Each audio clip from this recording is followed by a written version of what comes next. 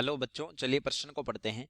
आणविक द्रव्यमान के बारे में निम्न में से कौन सा कथन सही है? एबीसीडी 4 विकल्प दिए, सही विकल्प का चयन करना है। तो चलिए प्रश्न की मुख्य उदाहरण पे बात करते हैं। खे अवधारणा। देखिए, आणविक द्रव्यमान या अणु द्रव्यमान का क्या मतलब है? आणविक द्रव्यमान, आणविक द्रव्यमान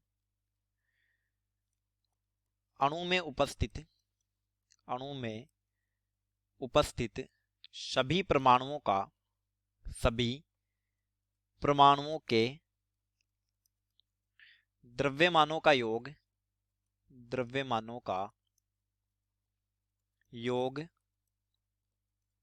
आणविक द्रव्यमान कहलाता है। आणविक द्रव्यमान कहलाता है या आणविक द्रव्यमान है। अब देखिए, अगर हम ए विकल्प को देखें तो ये कह रहा है कि आणविक सूत्र किसी अणु में उपस्थित विभिन्न प्रकार के परमाणुओं की सही संख्या को दर्शाता है। तो देखिए, अणु सूत्र का मतलब होता है, अणु सूत्र परमाणुओं की वास्तविक संख्या अणु सूत्र है, तो परमाणुओं की संख्या को दर्शाता है। तो एक कथन जो है वो सही होगा। अब देखिए, बी में कहा है कि मोलर द्रव्यमान के ज्ञात होने पर आणविक सूत्र को मूलानुपाती सूत्र से प्राप्त किया जा सकता है। तो मूलानुपाती सूत्र का मतलब होता है, मूलानुपाती सूत्र परमाणुओं की संख्याओं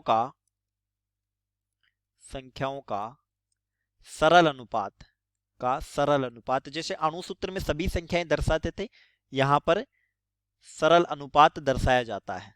जैसे C6H6 ये बेंजीन का अणु सूत्र है, इसमें सभी परमाणुओं की संख्या दर्शाई है, लेकिन इसी को अगर हम CH लिख दें तो कार्बन और हाइड्रोजन की संख्याओं का अनुपात दर्शाया, और ये हो जाता है मूलानुपाती सूत्र। तो यहां से हम एक बात कह सकते हैं, अणु सूत्र मूलानुपाती सूत्र का पूर्ण गुणज है, यानी जो अणुभार होगा, वो बराबर हो जाएगा मूलानुपाती सूत्र भार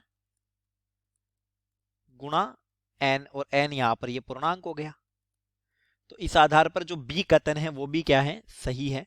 सी में दिया है, किसी यौगिक के प्रतिशत संगठन की दिए गए आणविक सूत्र से गणना की जा सकती है। देखिए, सी को समझते हैं। कह रहा है कि अणु सूत्र जो है, इससे प्रतिशत संगठन पता लगाया जा सकता है। जैसे CH4 क्या है? एक अणु सूत्र है, इसमें कार्बन और हाइड्रोजन यहां पर 1:4 में है। तो हम कह सकते हैं कि 20% क्या है? कार्बन है, और 80% क्या है? हाइड्रोजन है। तो फिर ये भी सही हो जाता है, यानी ABC सभी कथन सही है। तो हमारे प्रश्न का उत्तर हो जाता है डी। चलिए, उम्मीद करता हूं प्रश्न समझ आया होगा। धन्यवाद।